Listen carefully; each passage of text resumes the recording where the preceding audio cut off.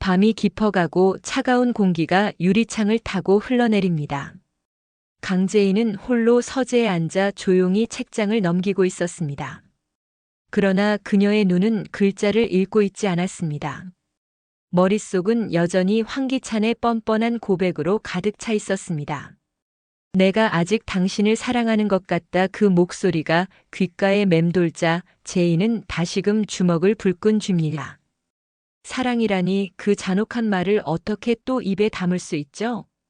은호를 죽게 만든 사람이 속으로 삼킨 독백은 차갑고 무거웠습니다. 제인의 눈동자는 흔들렸지만 곧 결연하게 굳어졌습니다. 그녀는 속으로 다짐합니다. 이제 더는 흔들리지 않겠습니다. 그 어떤 달콤한 말에도 다시 속지 않을 거예요. 장면은 곧 황기찬의 집무실로 전환됩니다. 기찬은 아직도 제인의 뺨을 때리던 순간을 떠올리며 멍하니 의자에 앉아 있습니다. 그는 웃어야 할지 울어야 할지 모르는 복잡한 표정을 짓습니다. 내가 이렇게까지 사랑한다고 말했는데 왜 그녀는 내 손을 뿌리치는 거지? 하지만 그 내면에는 진정한 사랑이 아닌 집착과 소유욕이 꿈틀거리고 있었습니다.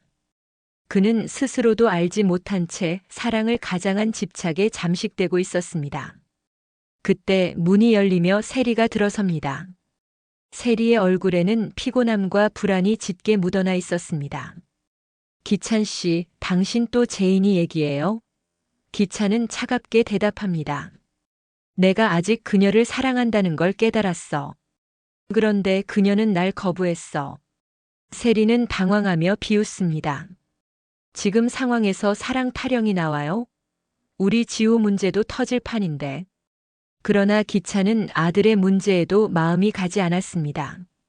오직 제인만을 붙잡아야 한다는 강박 속에 사로잡혀 있었습니다. 이 대화를 들은 세리의 눈빛은 점점 흔들립니다.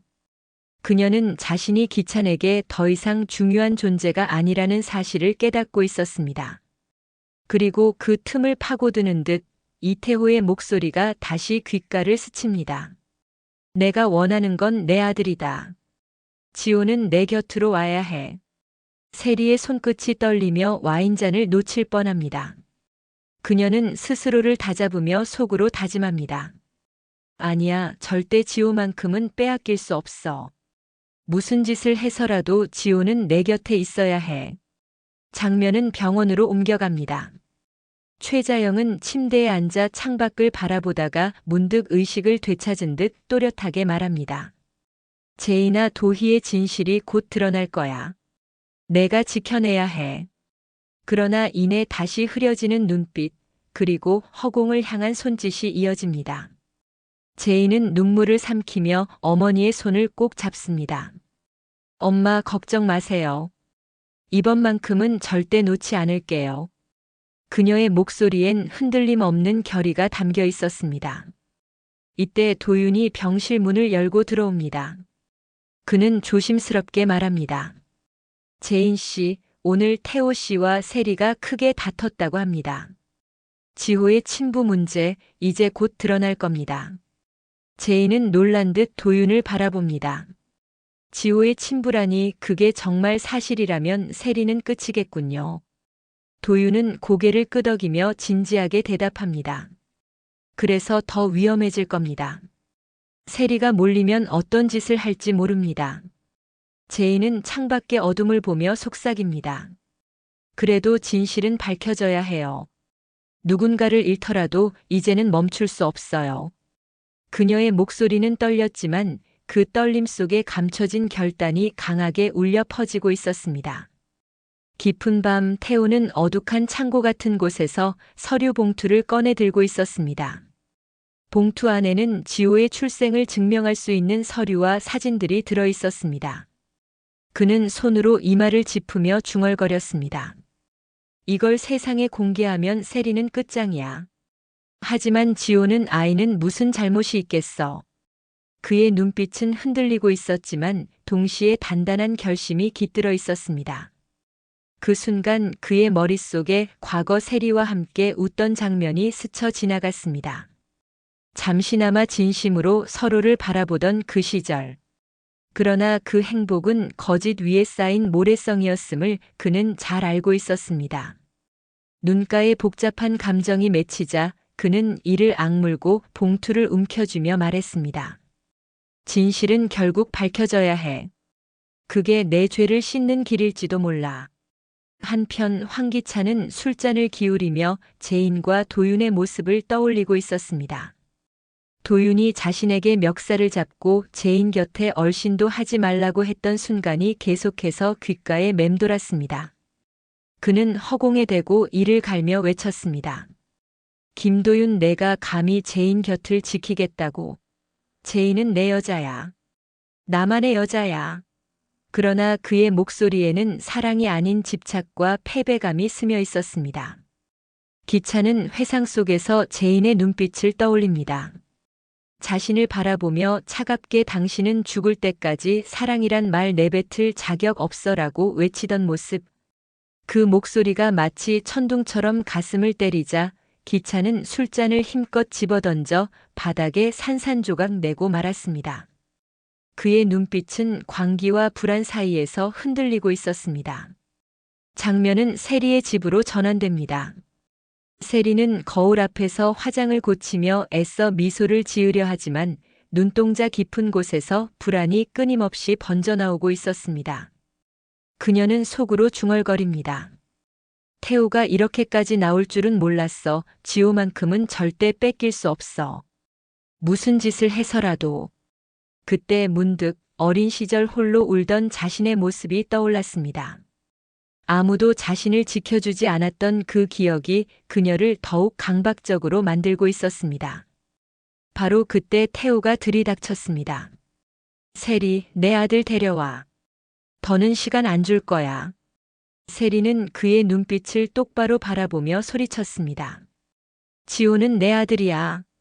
당신이 아무리 친부라 한들 지금까지 내가 키웠어. 내 피와 눈물로 지켜온 아이야. 그러나 태호는 냉정하게 대꾸합니다. 내 욕망을 위해 아이를 이용한 게 아니면 뭐야? 지호는 내 피야. 이제는 내 곁에 와야 해. 두 사람의 목소리는 점점 거칠어졌고 집안 공기는 숨막히도록 무거워졌습니다. 이때 재인이 문 앞에서 그들의 대화를 엿듣고 있었습니다. 그녀의 눈빛은 깊어졌습니다. 세리와 태호 지호의 친부 문제. 이게 새로운 복수의 열쇠가 될 수 있겠어. 재인은 침착하게 발걸음을 옮기며 속으로 다짐했습니다. 이제 모든 퍼즐이 맞춰지고 있어요. 은호의 죽음 그리고 세리의 탐욕 끝내 드러나게 만들 겁니다. 장면은 병원으로 전환됩니다. 최자영은 여전히 침대에 앉아 허공을 바라보고 있었지만 순간 의식이 또렷해진 듯 재인을 부릅니다. 재인아, 내가 해야 해. 도희의 억울함을 반드시 밝혀야 해. 재인은 눈물이 차오르지만 꾹 삼키며 대답합니다. 네, 엄마. 이번만큼은 제가 끝을 보겠습니다. 깊은 새벽 재인은 홀로 집으로 돌아와 거실 불을 켜지 않은 채 소파에 앉았습니다. 창밖 가로등 불빛이 희미하게 비추며 방 안을 어둡게 물들였습니다. 그녀는 낮에 들었던 세리와 태호의 대화를 곱씹으며 스스로에게 속삭입니다. 지호, 그 아이는 세리의 약점이자 태호의 무기.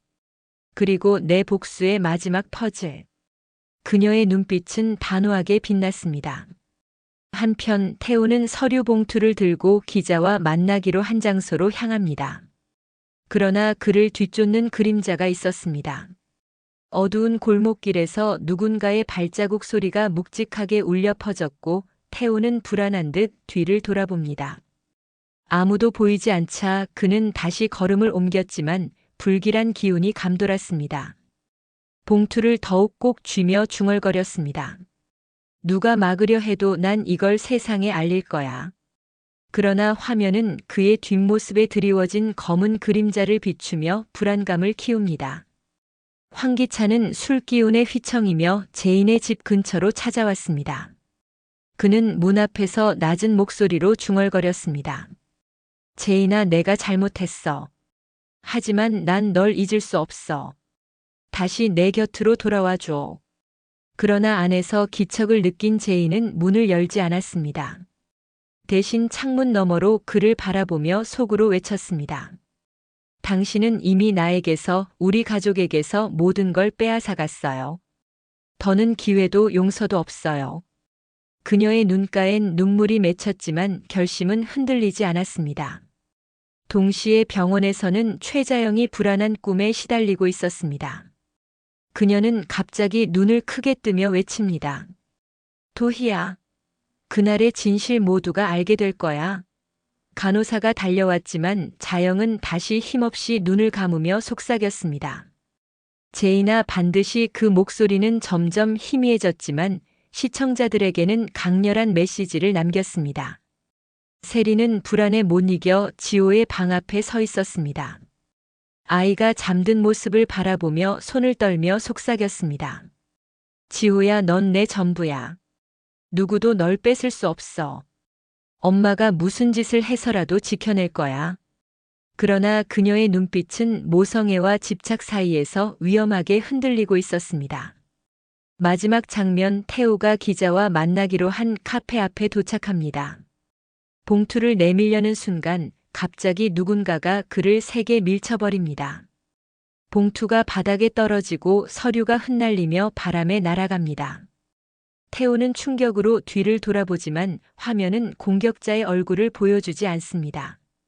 대신 클로즈업된 그의 놀란 눈동자와 바닥에 떨어진 지호의 출생증명서 한 장만이 화면을 채웁니다.